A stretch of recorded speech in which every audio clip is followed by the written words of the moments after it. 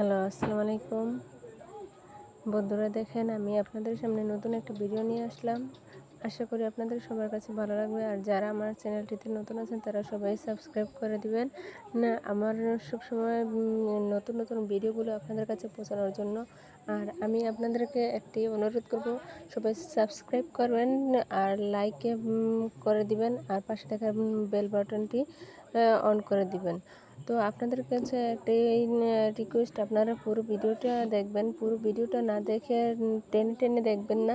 টেনে দেখলে আপনারা বুঝতে পারবেন না। আর টেনে দেখার আর মানেটা আপনারা বুঝবেন না।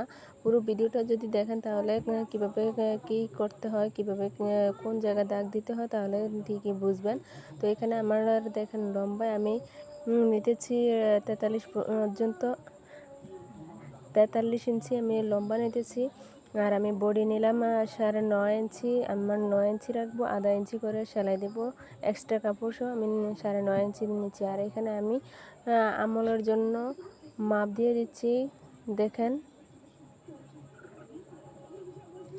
আর এখানে আমি গলা ডিজাইন যেহেতু যে এরকম আছে, ঠিক আমি ওইরকমভাবে ডিজাইনটা দিতে হবে। গলার ডিজাইনটা আছে যেভাবে গোল, ঠিক আমি এরকমভাবে দিব। এখন আমি আপনাদেরকে দেখাচ্ছি।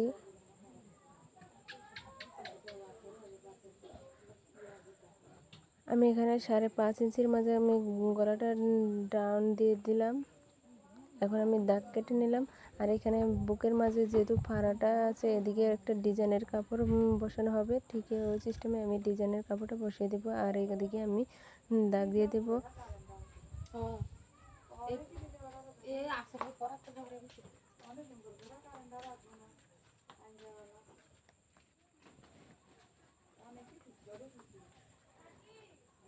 এদিকে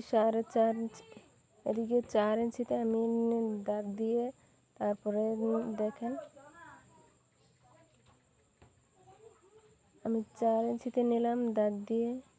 আমি দাগ দিয়ে বক্স করে নেব। বক্স করে তারপরে আমি শেপ দিয়ে নেব।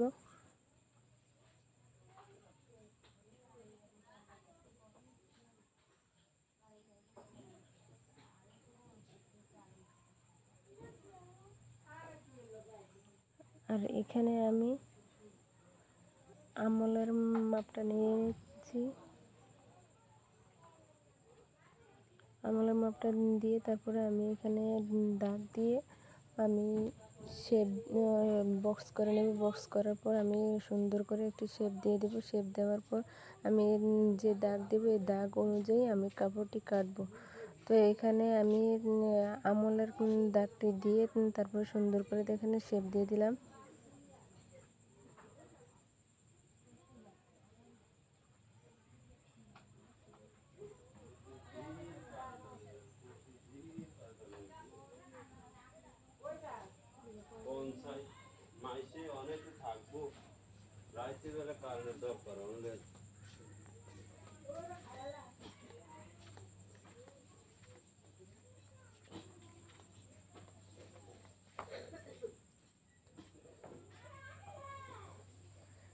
এদিক থেকে আমি নিচের লামের জন্য আমি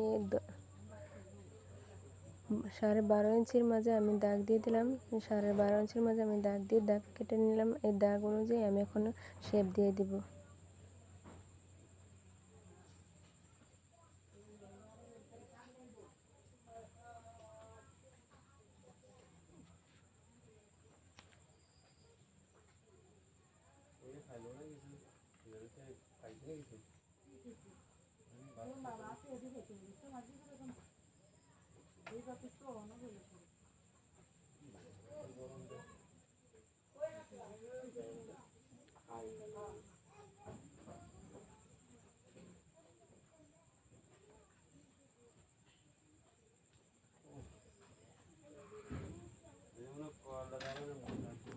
আর এদিকে দাগটি আছে, বুকের ফাড়ার দাগটি আছে কত ইঞ্চির মাঝে, ঠিক আমি ওই দাগ অনুযায়ী এখন আমি আবার নিচে দাগ দিয়ে ওই মাপ অনুযায়ী আমি দাগ দিয়ে দেবো, কারণ ওই মাপ অনুযায়ী আমি দাগের উপর দিয়ে আমি কাপড়টি কেটে তারপরে ডিজাইনের কাপড়টি আমি বসিয়ে দিতে পারবো।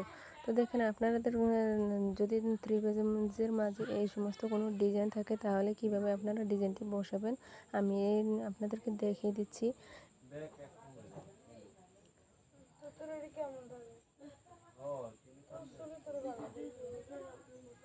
দেখেন আমি বক্স করে নিয়েছি, বক্স করার পর আমি সুন্দর করে শেপ দিয়ে দিচ্ছি।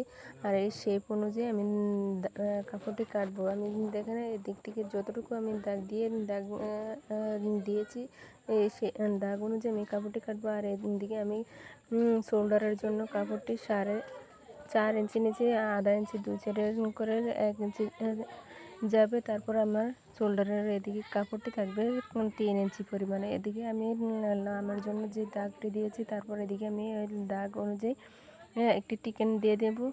টিকটা দেওয়ার কারণ এটাই আমার লামটা কতটুকু পর্যন্ত আমি আনবো তার একটা চিহ্ন দেওয়া হলো।